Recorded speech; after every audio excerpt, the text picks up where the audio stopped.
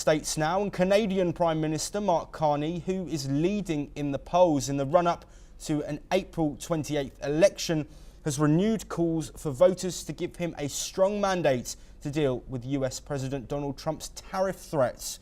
Carney has said that Trump's tariffs and talk of annexation pose a huge threat and mean that Canada needs to reduce its reliance on the United States and restructure its economy. The official opposition Conservatives had been 20 points ahead at the turn of the year, but now trail the Liberals. According to reports, a poll released on Monday puts the Liberals on 43.7% of public support, with the Conservatives down at 36.3%. The left-leaning New Democrats, who compete with the Liberals for the centre-left vote, trailed at 10.7%.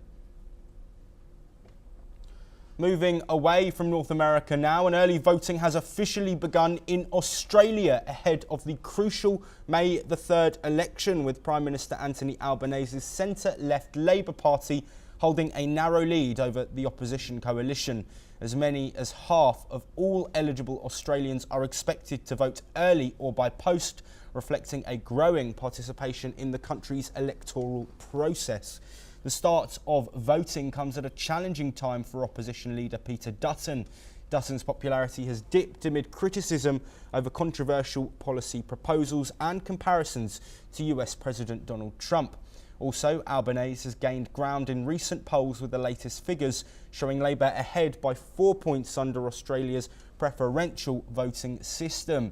Despite the lead, the Prime Minister Albanese has urged caution, reminding voters of the surprise result in the 2019 election, wherein a Labour victory was anticipated, but the elections were ultimately won by the Liberals. Both the leaders, Dutton and Albanese, are set to face off in their final televised debate on Tuesday evening, as campaigning continues, although in a more subdued manner, following the death of Pope Francis.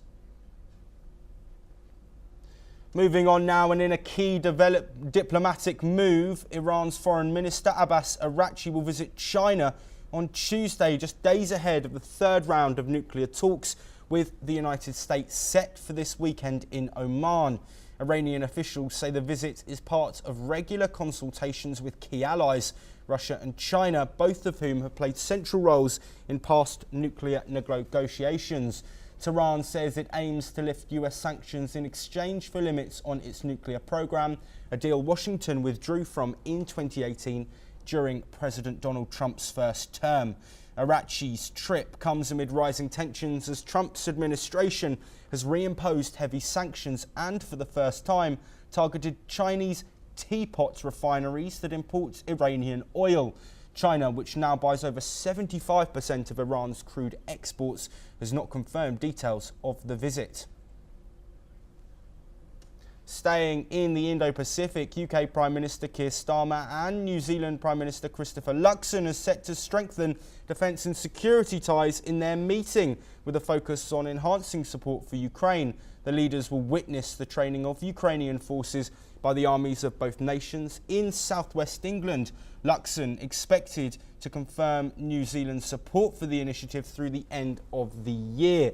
They will also discuss plans to advance defence cooperation, including the creation of a new joint defence partnership. Starmer emphasised the long-standing cooperation between the UK and New Zealand, maintaining global peace and stability. He highlighted efforts to bolster national and economic security, citing increased defence spending, joint naval deployments in the Indo-Pacific, and continued support for Ukraine in its fight against Russia. Moving back now to North America, and a US judge has expressed concerns about the Trump administration's deportation process for Venezuelan migrants. US District Judge Charlotte Sweeney questioned whether the notices given to migrants detained at Texas's Blue Bonnet detention facility adequately informed them of their rights to challenge their deportation in court. Sweeney noted that the notices failed to mention habeas corpus, the legal avenues detainees can use to contest their detention. The case revolves around a provision from the 1798 Alien Enemies Act, which the Trump administration invoked to expedite the deportation of alleged members of the Venezuelan Tren de Aragua gang. The American Civil Liberties Union is representing the migrants, urging the US Supreme Court to maintain a block on their deportation until proper notice and an important opportunity to challenge their removals are provided. Judge Sweeney is expected to rule by Tuesday on whether the deportations should proceed. With that, it is all we have time for, but we will continue to bring all of the latest international news very soon.